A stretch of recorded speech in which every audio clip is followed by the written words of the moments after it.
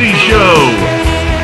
And here's your host, Chris Massey.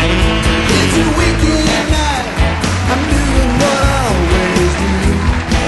Yeah, I tell you, side to side, you're driving me out of my mind.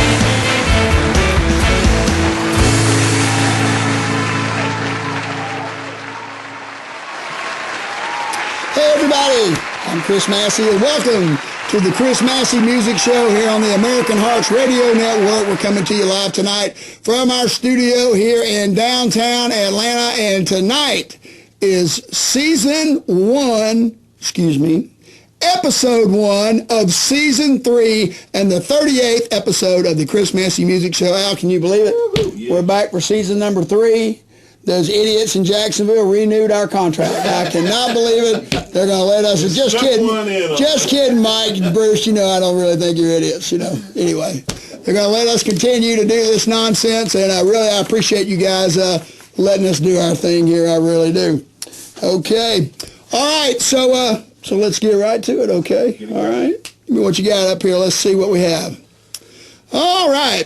If you watched the last Republican debate, you might have noticed that there were only 7 contestants on the stage.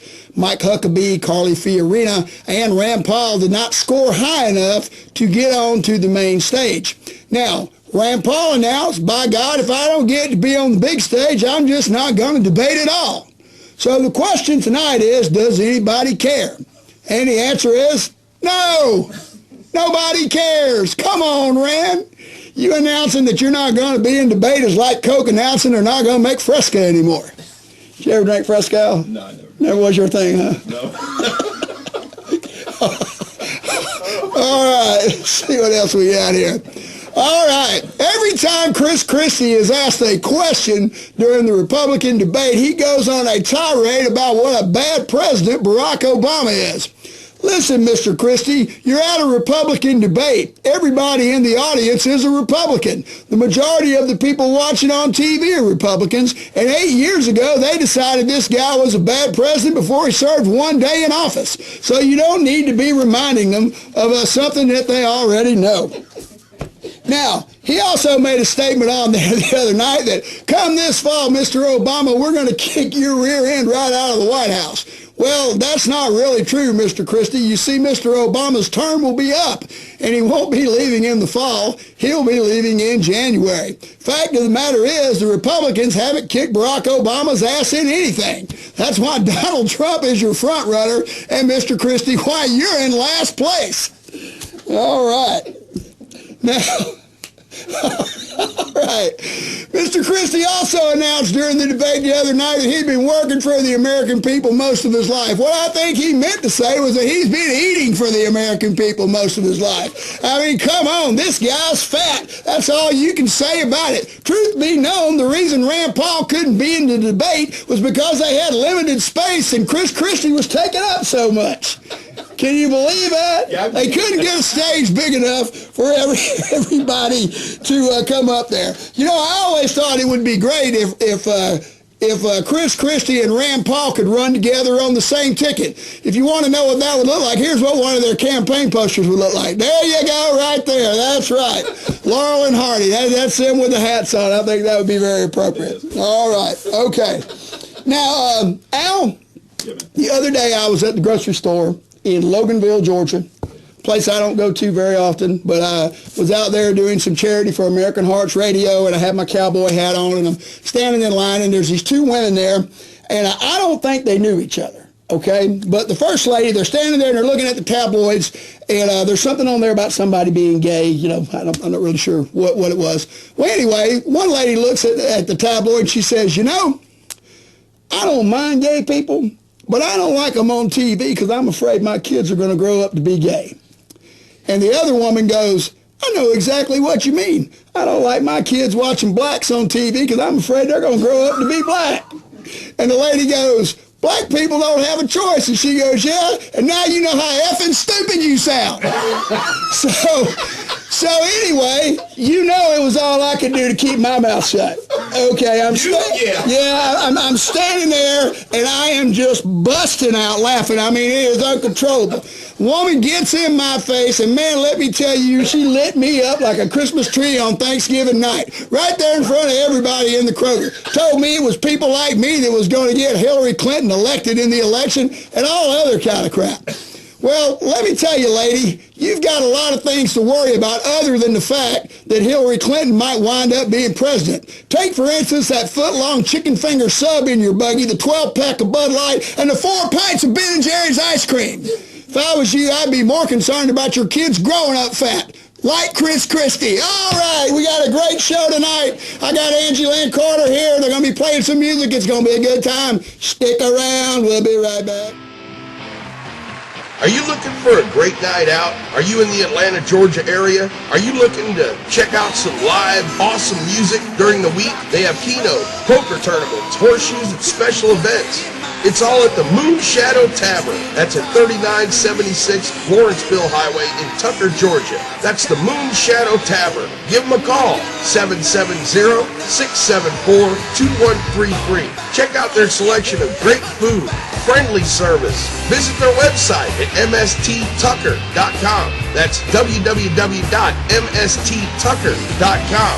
Moon Shadow Tavern is a proud sponsor of the Chris Massey Web TV music show on www.americanheartsradio.com.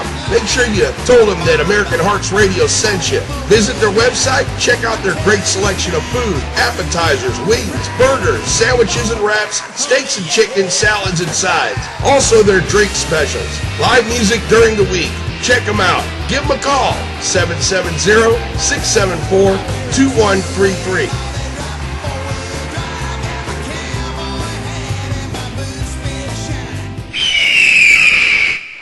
Okay, we're back, and the phones are lighting up. Al got all these people calling in from Loganville wanting to know what Kroger I was in. Well, it's none of your business, so that's what I'm going to say.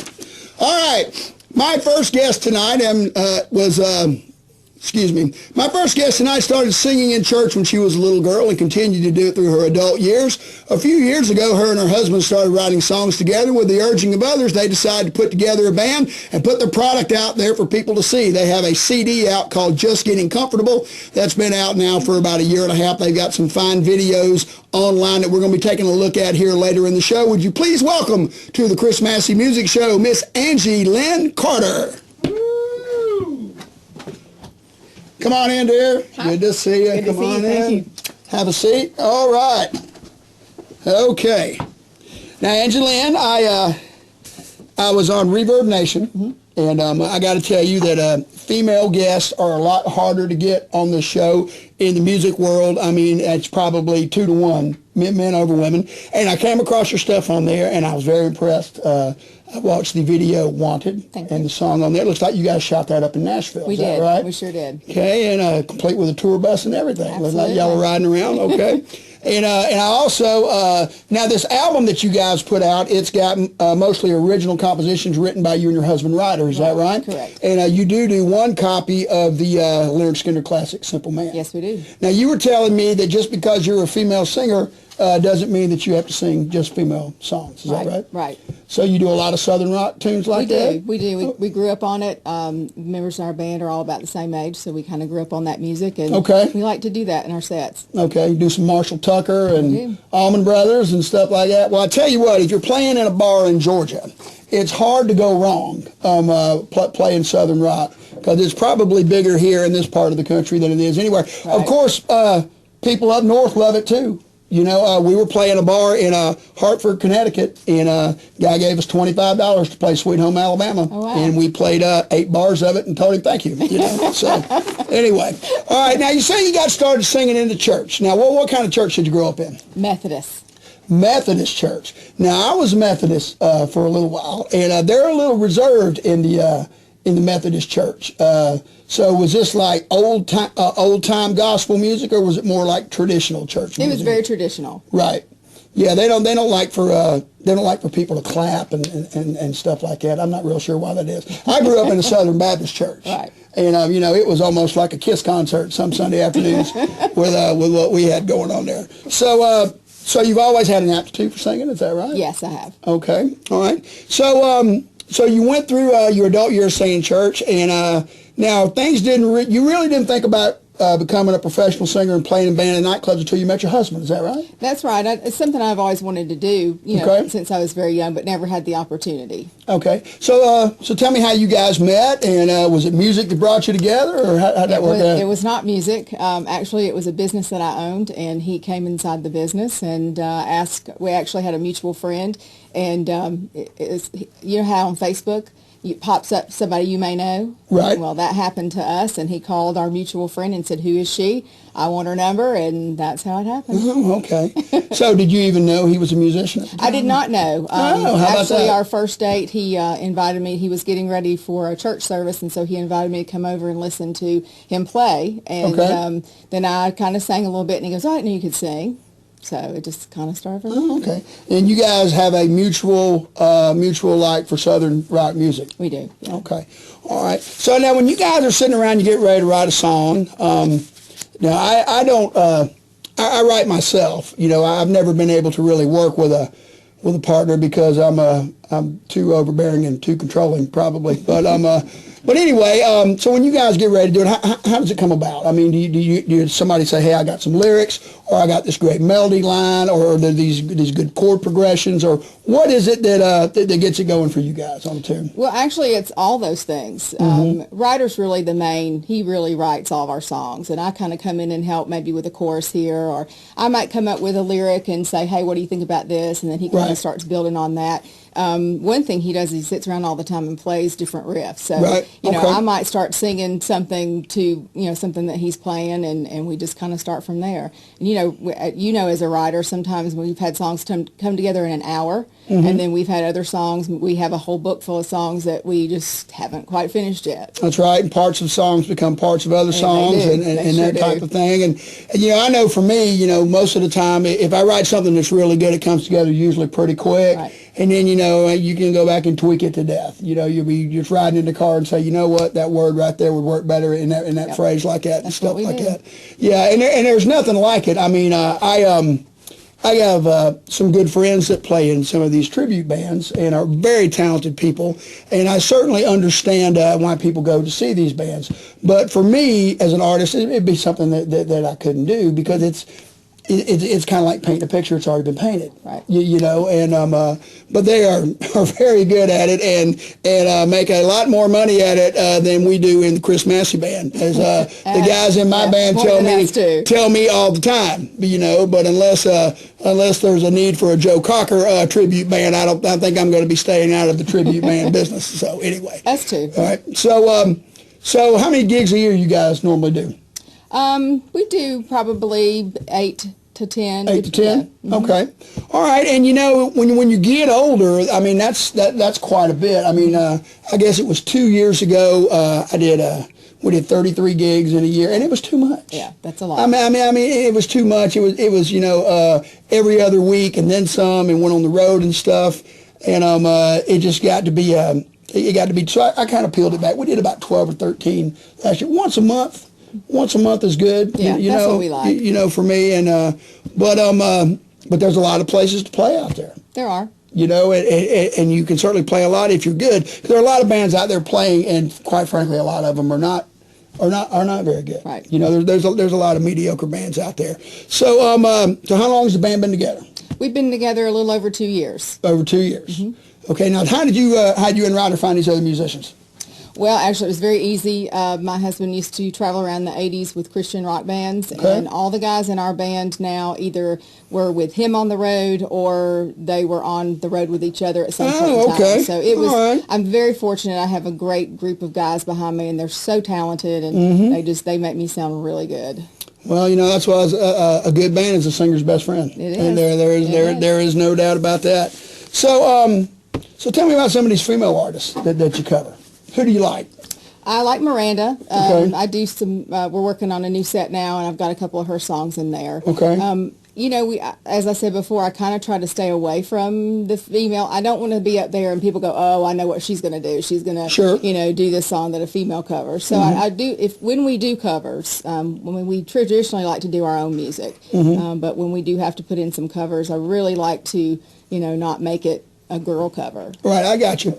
Now, I've got to tell you, I am as far as new country artists, I'm not a big fan of many of them, but I did go to the Brooks and Dunn last rodeo show at Lakewood, and Miranda Lambert was the opening act. And this is probably 6 years ago. And let me tell you what, when she did The House That Built Me, it was probably one of the most powerful moments I have seen at a concert ever. Yeah. I mean, right up there with Led Zeppelin doing Stairway to Heaven. I mean, you could hear a pin drop in that place, and she just sang it beautifully, and it was really good. And that did get me to listen to some more of her stuff. Yeah, she's amazing, very talented. Okay, so you guys made many trips up to Nashville? We like to go to Nashville as often as possible. Okay. Yeah. So you guys done any shows up there? Is that something y'all are looking to do? We did. Or? Well, we actually were part of the CMA Fest last year, which was really exciting for us. Now, I have a very good friend. Well, he's a friend of the show. He's too young to be my friend, to be honest with you. But a guy named Joe Hall, who was part of the country CMA Fest last year. I can't remember what day he played, but he's an up and comer, very talented guy, and he played up there. So what was that like? It was exciting. Now, is that a full band deal y'all did? We did. We were able to take the full band up there. Okay. How many people did you guys get to play in front of? Gosh, there were several hundred. Yeah. Wow. Okay. And this is like right out in the street, right in downtown Nashville, right? Right. Okay. All right. Okay. Now, I was talking to you the other day about, the possibility of getting signed as an artist versus having someone record one of your songs. Right. So where do you guys stand on that? We would love to be signed, but if somebody came along and said, hey, I really want to record that song, we would definitely not be opposed to that at all. Yeah, and the thing is that if you do get signed and you have a big hit, as exciting as it sounds, you're not going to be at home that first year, probably 8 months. Right. Whereas if someone records one of your songs and it's a big hit, all you got to do is walk out to the mailbox in your pajamas on the 1st and the 15th. I like that. and that would be fine. Of course, my wife would rather me get signed, not because it would be a bigger thing, but because I'd be gone for 8 months. That's what she would. That's what she would really enjoy. I'm married to Ryder, so we're a package deal. We kind of go everywhere together, so that wouldn't work for us. Well, and a lot of people say that music is a young person's game, and in some respects it is, because, if, for instance, I own my own business, okay, so let's say that I did get signed and we put a song out there and we get out there and I get on the road and then 2 years later as it dries up, well, I've got to go back to work. Right. I'm going to have to go back to work, So whereas if you're young like that, it really doesn't matter. Right. It's hard business for yes. sure. Yes, it is. So, okay, well, I'll tell you what, Angie Lynn, we're going to take a little break, and then we're going to bring your band up here, and we're going to be showing a video, and the video I think we're showing is a live version of Wanted. Okay. Is that correct? I believe that's the one that we picked out to show. So anyway, we're going to take a little commercial break, and then Angie Lynn is going to be back with a couple guys in her band and do a song for you. We'll be right back. Thank you. Hey, I'm Leon Smoker. And I'm Rachel Jordan. And I'm Moses Moe from Mother's Finest. And you're watching the Chris Massey Music Show. Hey, man, you remember that time when you guys opened for Aerosmith? I do. man, that was awesome. Boys got the drinks going round.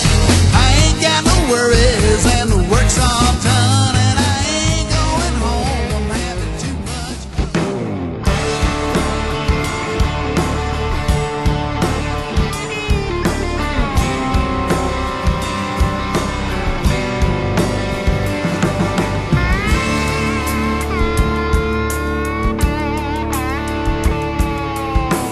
Caught on a midnight train, headed out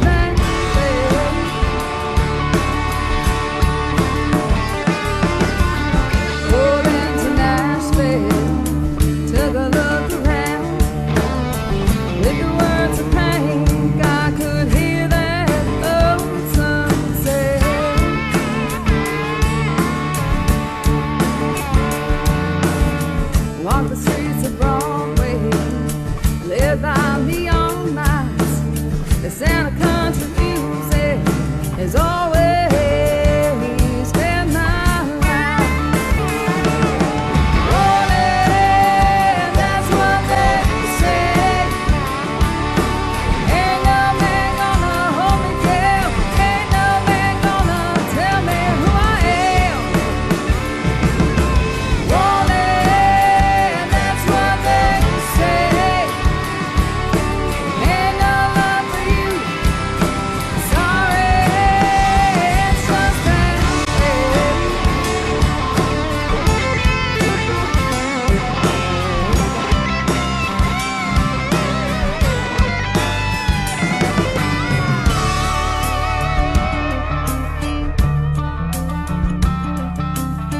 Got a job singing just off Music Road, playing for tips low is all I know.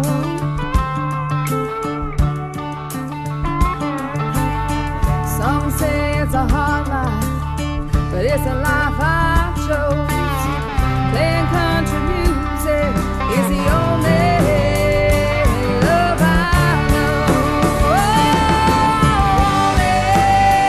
that's what they say. Ain't no man gonna hold me down. Ain't no man gonna tell me who I am. Rolling, that's what they say. Ain't no love for you. Sorry, it's just that way. Oh, it's just that way.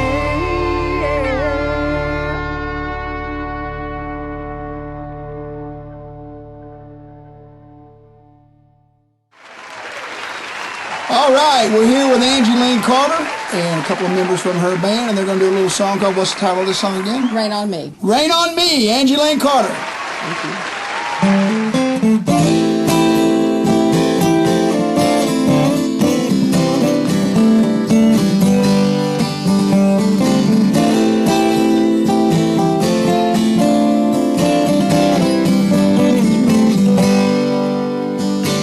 I can't eat, I can't sleep, too much on my mind.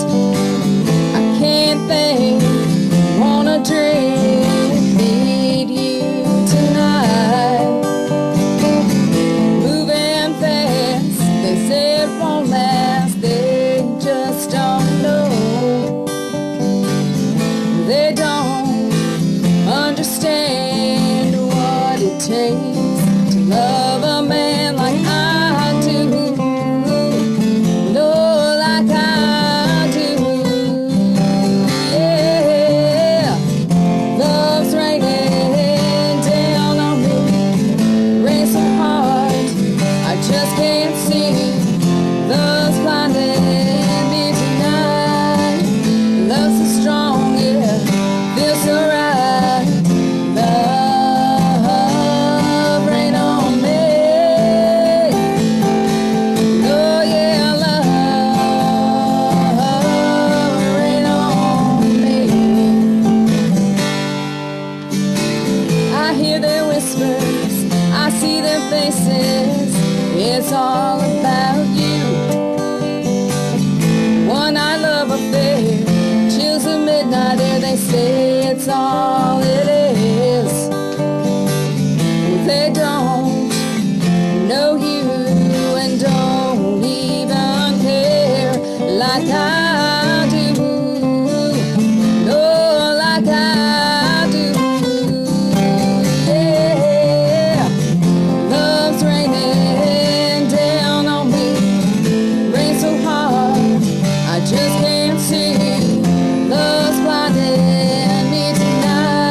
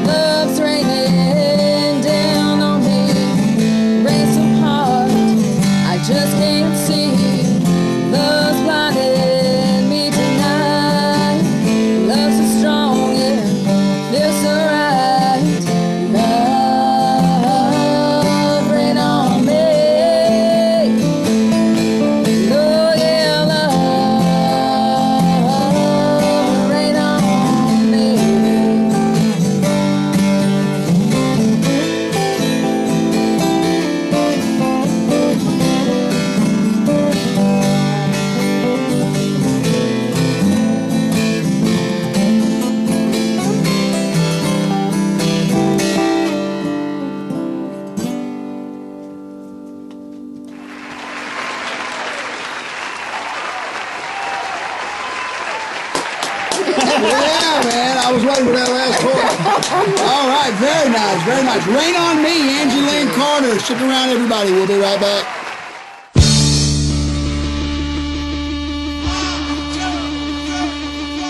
It's Leon Smoker with Rachel Jordan.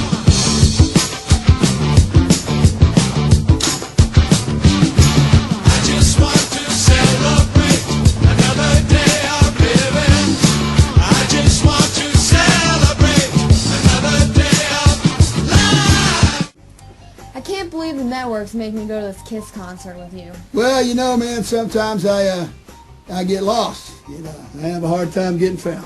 Where did you even find this car? You know that dude that does the Batman show at 11 a.m. on Saturdays? Oh yeah, so he let you borrow it? Well, sorta. What do you mean, sorta?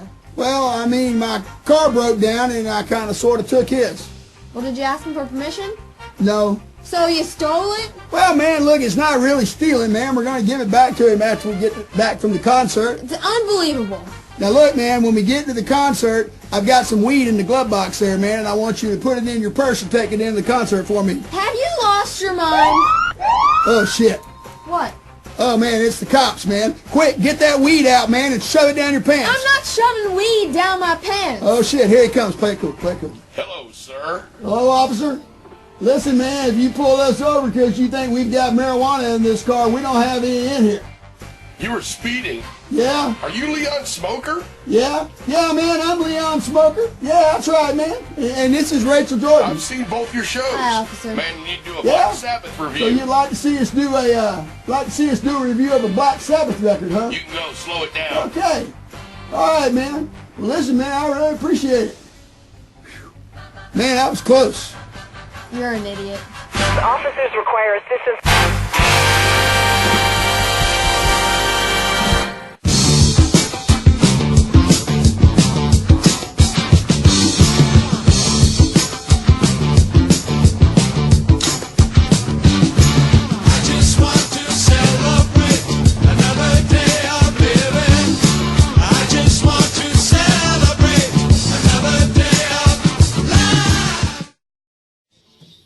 All right, we're back. We're back. Just found out before the show tonight that Eagles frontman Glenn Frey has passed away. Last week, David Bowie passed away. The week before that, Natalie Cole passed away. It has not been a good year so far for musicians out there. So please keep all these people and their families in your prayers. Glenn Frey, only 67 years old. Okay, for being a guest on the Chris Massey Music Show, Angie Lynn Carter will receive a 6-month supply of rice-a-roni, the San Francisco treat, and a case of turtlebacks. That's right. Just see Ray, the security guard, down in the lobby, and he will get you your door prizes. If you're wondering what a 6-month supply of rice-a-roni is, it's 180 boxes. That's right. Enough sodium to last you a lifetime. That's right. That's right. Speaking of Angie Lynn Carter, they will be performing at Six's Tavern in Cartersville sometime in April. She's got a very fine website, and you can also find her on Reverb Nation.